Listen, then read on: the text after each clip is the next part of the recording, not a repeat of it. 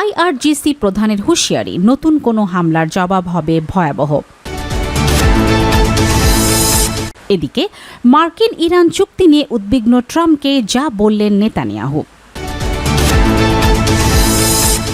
জানাবো, ট্রাম্প কি ইরানের সঙ্গে যুদ্ধে হেরে যাচ্ছেন? জানাবো, যুক্তরাষ্ট্র ইরান যুদ্ধ বিরতির মেয়াদ আরও 60 দিন বাড়ছে। এবং সর্বশেষ জানাবো, যুদ্ধে ইরানই জিতেছে বলছেন সাবেক ইসরায়েলি নিরাপত্তা প্রধান।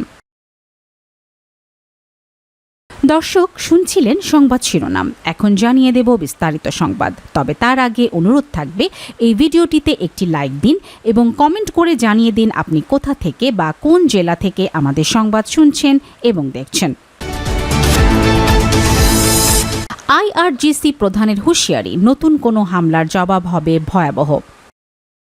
ইরানের ইসলামিক রেভলিউশনারি গার্ড ক্রপস আইআরজিসির প্রধান আহমেদ ওয়াহিদি হুঁশিয়ারি দিয়ে বলেছেন, যুদ্ধ বন্ধে চলমান আলোচনার মধ্যেও ইরান শত্রুপক্ষের সব ষড়যন্ত্র নস্যাৎ করবে, সেই সঙ্গে সশস্ত্র বাহিনীর সর্বোচ্চ প্রস্তুত অবস্থায় রয়েছে এবং নতুন কোনো আগ্রাসন হলে তার জবাব হবে ভয়াবহ বলেও জানান তিনি। জাতীয় প্রতিরোধ, ত্যাগ ও বিজয় দিবস উপলক্ষে দেয়া এক বার্তায় তিনি এসব কথা বলেন। দিবসটি খোররামশার মুক্তির বার্ষিকী হিসাবে পালিত হয়। 1982 সালে 578 দিনের দখলদারিত্বের পর শহরটি মুক্ত হয়েছিল। আহমেদ ওয়াহিদি বলেন, খোররামশার মুক্তি ইরানের প্রতিরোধ ও বিজয়ের প্রতীক। তার ভাষ্য, সাম্প্রতিক তৃতীয় চাপিয়ে দেয়া যুদ্ধেও ইরান 40 দিনের কঠোর প্রতিরোধের মাধ্যমে শত্রুকে অপমানজনক যুদ্ধবিরতি চাইতেও বাধ্য করেছে। তিনি এ সময় 5টি কৌশলগত দিক তুলে ধরেন। প্রথমত, তার মতে তৃতীয় চাপিয়ে দেয়া যুদ্ধ ছিল একটি হাইব্রিড যুদ্ধ, তবে আইআরজিসির শক্ত জবাব ও জনগণের সমর্থনের কারণে শত্রুপক্ষ তাদের লক্ষ্য অর্জনে ব্যর্থ হয়েছে। দ্বিতীয়ত, খোররামশার মুক্তির মূল লক্ষ্য ছিল নিজস্ব শক্তির উপর নির্ভরতা ও কার্যকর প্রতিরোধ সক্ষমতা। তিনি দাবি করেন, ইরানের পারমাণবিক ক্ষেপণাস্ত্র, প্রতিরক্ষা ও আক্রমণ সক্ষমতার উন্নয়ন শত্রুদের হিসেব পাল্টে দিতে বাধ্য করেছে। তৃতীয়ত, দেশের সবচেয়ে বড় কৌশলগত শক্তি হল জনগণের দৃঢ় উপস্থিতি, যা শত্রুপক্ষের ষড়যন্ত্র ও অনুপ্রবেশের বিরুদ্ধে অটুট দেয়াল হিসাবে কাজ করে। চতুর্থত, ইরানের সশস্ত্র বাহিনী ক্ষেপণাস্ত্র, বিমান, নৌ, স্থল, মহাকাশ ও সাইবার সব ক্ষেত্রেই সর্বোচ্চ প্রস্তুত অবস্থায় রয়েছে। তাই নতুন কোনো হামলা হলে তার জবাব আঞ্চলিক ও আন্তর্জাতিক পর্যায়ে ধ্বংসাত্মক ও ভয়াবহ হবে বলে তিনি হুঁশিয়ারি দেন। পঞ্চমত, ওয়াহিদির মতে খোররামশার মুক্তি ভবিষ্যতে বিজয়েরও মডেল। এর মধ্যে পবিত্র কুদস মুক্ত করা এবং ইসরায়েলি শাসনের অবসানের কথাও উল্লেখ করেন তিনি।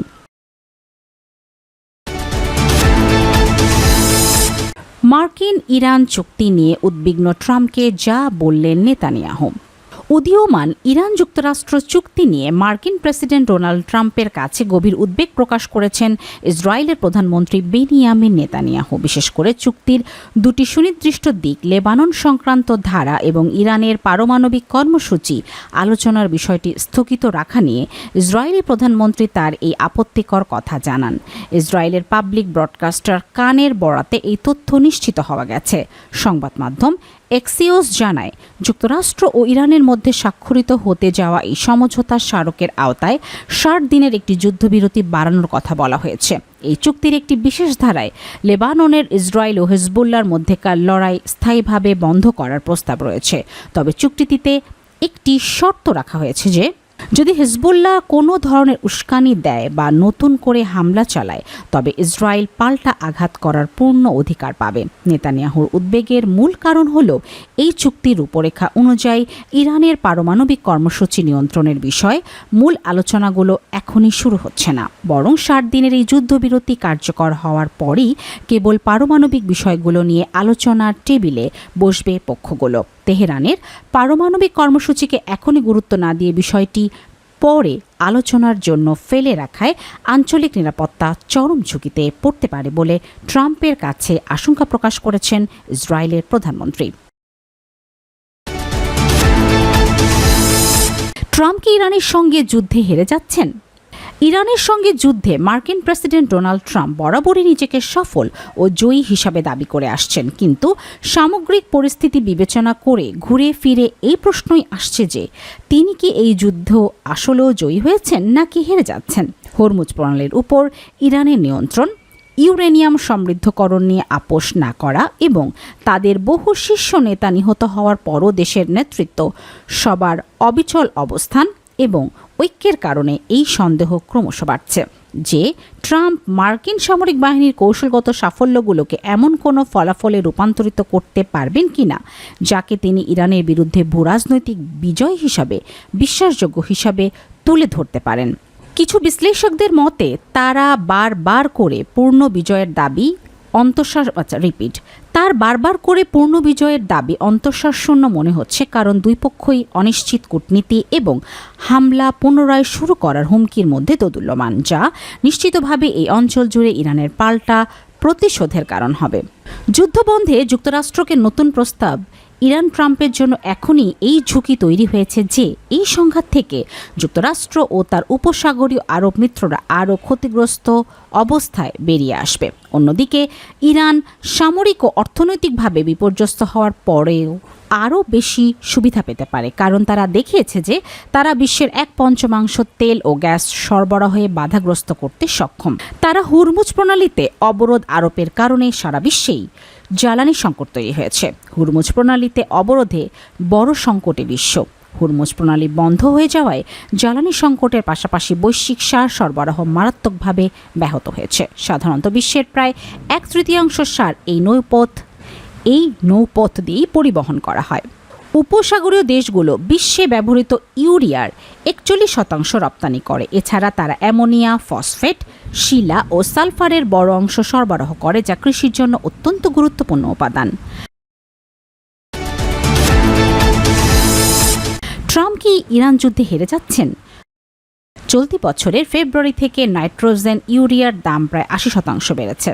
2022 সালে রাশিয়া ইউক্রেন যুদ্ধ শুরুর পর এত বেশি দাম আর দেখা যায়নি। জাতিসংঘ সতর্ক করে বলেছে এই সরবরাহ ব্যাহত অবস্থায় চলতে থাকলে আরও প্রায় 4,50,00,000 মানুষ খাদ্য সংকটে পড়তে পারে। এতে বিশ্বজুড়ে খাদ্য ঘাটতির মুখে থাকা মানুষের সংখ্যা রেকর্ড 36,30,00,000-এ পৌঁছাতে পারে। যুক্তরাজ্য সতর্ক করেছে যে ইরানের হুরমুজ প্রণালী অবরোধে বৈশ্বিক খাদ্য সংকট তৈরি হতে পারে। ব্রিটিশ পররাষ্ট্রমন্ত্রী কুপার বলেছেন বিশ্ব ধীরে ধীরে একটি বড় সংকটের দিকে এগিয়ে যাচ্ছে, অথচ অনেকেই তা বুঝতে পারছে না। তিনি আহ্বান জানিয়েছেন কয়েক সপ্তাহের মধ্যেই সারবাহী জাহাজগুলোকে হুরমুজ প্রণালী দিয়ে অবাধে চলাচলের সুযোগ দিতে হবে।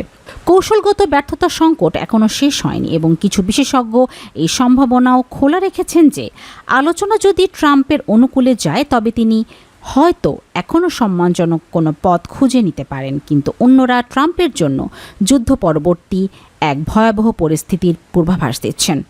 যুক্তরাষ্ট্র ইরান যুদ্ধবিরতির মেয়াদ আরও 60 দিন বাড়ছে। যুক্তরাষ্ট্র ও ইরানের মধ্যে চলমান যুদ্ধবিরতির মেয়াদ আরও 60 দিন বাড়ানোর বিষয়ে আলোচনা এগোচ্ছে বলে জানা গেছে। একই সঙ্গে ইরানের উচ্চমাত্রা সমৃদ্ধ ইউরেনিয়ামের মজুদ ও হস্তান্তরের বিষয়টি কাঠামোগত আলোচনা শুরু হওয়ার ইঙ্গিত পাওয়া যাচ্ছে। আলোচনার সঙ্গে সংশ্লিষ্ট সূত্রের বরাতে ফিনান্সিয়াল টাইমস জানিয়েছে দুই দেশের মধ্যে বিদ্যমান যুদ্ধবিরতি দীর্ঘায়িত করার পাশাপাশি তেহরানের পারমাণবিক কর্মসূচি নিয়ে ভবিষ্যৎ আলোচনার একটি রূপরেখা তৈরির চেষ্টা চলছে। প্রতিবেদন অনুযায়ী সম্ভাব্য সমঝোতার অংশ হিসেবে ধাপে ধাপে হুরমুজ প্রণালী আবারও সচল করার পরিকল্পনা রয়েছে। একই সঙ্গে ইরানের সমৃদ্ধ ইউরেনিয়ামের মজুদ কমানো বা অন্য কোনো দেশে স্থানান্তরের বিষয়টি আলোচনায় রয়েছে।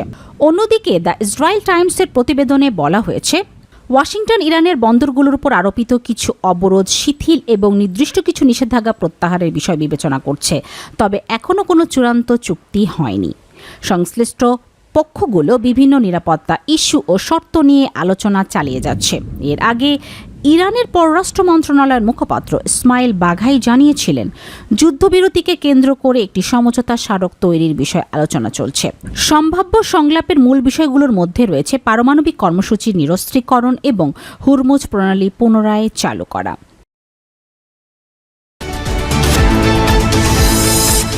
যুদ্ধে ইরানই জিতেছে বলছেন সাবেক ইসরায়েলি নিরাপত্তা প্রধান।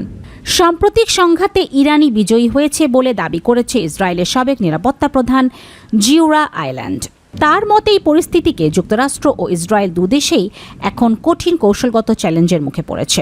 ইসরায়েলের চ্যানেল 12কে দেওয়া সাক্ষাৎকারে তিনি বলেন, ইরান এই যুদ্ধে জিতেছে, হয়তো অল্প ব্যবধানে, কিন্তু এটি স্পষ্ট বিজয়। আইল্যান্ডের মতে সংঘাতের পুরো সময় জুড়ে ইরানের নেতৃত্ব অটুট ছিল এবং তারা নিজেদের সক্ষমতা দেখাতে পেরেছে। এর ফলে যুক্তরাষ্ট্র ও তার মিত্রদের সঙ্গে আলোচনায় তেহরান আরও শক্ত অবস্থানে যেতে পারবে। তিনি আরও বলেন, ওয়াশিংটন এখন স্পষ্ট চাপের মধ্যে রয়েছে। তার দাবি, বর্তমান কূটনৈতিক তৎপরতার মূল লক্ষ্য সংঘাত বন্ধ করা, ইরানের পারমাণবিক কর্মসূচি নয়। তিনি এটিকে যুক্তরাষ্ট্র ও ইসরায়েল উভয়ের জন্যই কঠিন পরিস্থিতি হিসাবে বর্ণনা করেন। দর্শক, এই ছিল আমাদের হাতে পাওয়া সর্বশেষ সংবাদ। পরবর্তী সংবাদ দেখার আমন্ত্রণ জানিয়ে এখানেই বিদায় নিচ্ছি। সবাই ভালো থাকবেন, সুস্থ থাকবেন। আল্লাহ হাফেজ।